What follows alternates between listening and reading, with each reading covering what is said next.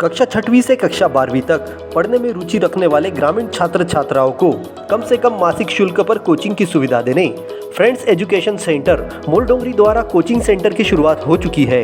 सभी विषयों के लिए अनुभवी और युवा शिक्षकों द्वारा अध्यापन कार्य।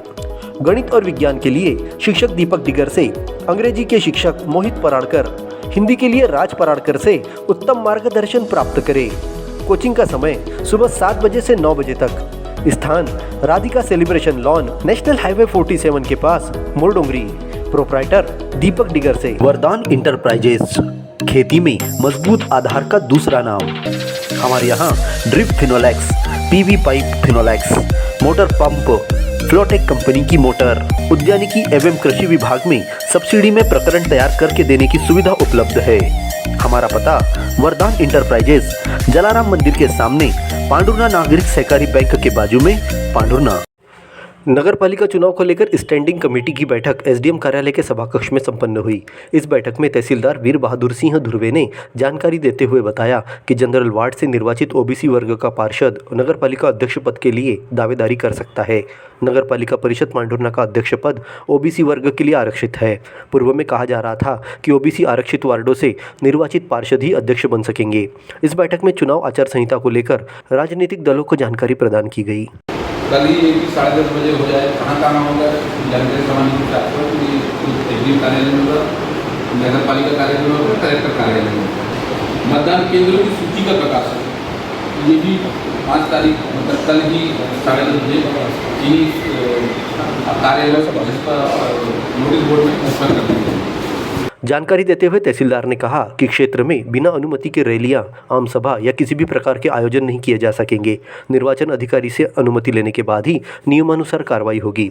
उन्होंने संपूर्ण चुनाव के बारे में समय सारणी राजनीतिक दलों को उपलब्ध कराते हुए उक्त बातों का खास ख्याल रखने की बात कही। इस बैठक में क्षेत्र के प्रमुख राजनीतिक दलों के प्रतिनिधि उपस्थित थे। इसी तरह नायब तहसीलदार भरत सिंह वट्टे और सीएमओ आर.के. उनाती उपस्थित थे।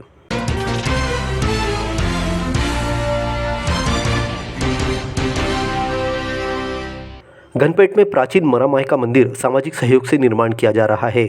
मंदिर के निर्माण में अपनी भूमिका निभा रहे भूषण केवटे ने बताया कि मंदिर को लेकर स्थानीय भक्तों में बड़ी आस्था है। नवरात्रि में मंदिर में दर्शन कर जल चढ़ाने के लिए बड़ी संख्या में महिलाएं पहुंचती है। पहले उन्हें धूप में खड़ा रहना पड़ता था, इसीलिए मंदिर को सुविधा युक्त तरीके से निर्माण किया जा रहा है। माता मंदिर के निर्माण को लेकर भक्त उत्साहित है। पुराना मंदिर है, ये 300 वर्ष पुराना मंदिर है। यहाँ पे पहले व्यवस्था नहीं थी। चैत्र नवरात्र में यहाँ पे बहुत सारे श्रद्धालु लोग आते थे, लेकिन ये क्या धूप के कारण यहाँ पे बाहर खड़े रहना पड़ता था। इसलिए सभी जितनी भी मोहल्ले की युवा पीढ़ी है सब सामने होके जनधन से सहयोग करके यहाँ पे बहुत बड़ा एक मंदिर निर्माण करेगा। अपन ने एक रिस्क लेके काम करना शुरू किया है। यहाँ पे मंदिर भी बनाया जा रहा है, बाहर गार्डन परिसर वगैरह की व्यवस्था की जा रही है, जिसमें हमें पूरे मोहल्ले का और पूरी युवा पीढ़ी का सपोर्ट है। और साथ में कोई मार्केट के भी जो यहाँ पे मानते हैं, आते हैं पूजा अर्चना करने, उन लोगों का भी सपोर्ट है। तो सबके जनधन से अपना सहयोग करके यहाँ पे मंदिर का निर्माण कार्य शुरू किया जा रहा है। इस समाचार के प्रायोजक है Diwan physiotherapy clinic, spondylitis, slip disc, sciatica, speech therapy and occupational therapy की सुविधा उपलब्ध। Doctor Sunil Y Deshmukh, paediatric occupation therapist, doctor Prashant Gadge, speech therapist and psychologist. Fracture होने पर ऑपरेशन के पहले या बाद में होने वाले जकड़न से परेशान मरीजों के लिए पांडुरना में दीवान फिजियोथेरेपी लाए हैं। आधुनिक मशीनों द्वारा उपचार। उच्च शिक्षा प्राप्त फिजियोथेरेपिस्ट डॉक्टर प्रीति दीवान के मार्गदर्शन में गर्दन, कंधा, कोहनी, कमर, घुटना या एड़ी में दर्द जैसी बीमारियों से पा सकते हो छुटकारा। न्यूरोलॉजिकल कंडीशन, शारीरिक रूप से कमजोर बच्चों को उभरने के लिए आज ही संपर्क करें। दीवान फिजियोथेरेपी क्लिनिक, पेट्रोल पंप के सामने, तार बाजार, पांडुरना। एक अज्ञात व्यक्ति की लापरवाही का खामियाजा नांदनवाड़ी और धनोरा अंचल के ग्रामीणों को रात भर अंधेरे में रहकर भुगतना पड़ा। दरअसल रात लगभग 12:45 पर किसी अज्ञात व्यक्ति ने 33 केवी नांदनवाड़ी फीडर में तार फेंककर लाइन को फॉल्ट कर दिया था। सहायक अभियंता आर.एस. डाबर ने बताया कि पेट्रोलिंग के दौरान उक्त वाकया ज्ञात हुआ, जिसके कारण पूरे नांदनवाड़ी और धनोरा क्षेत्र की लाइन बंद रही।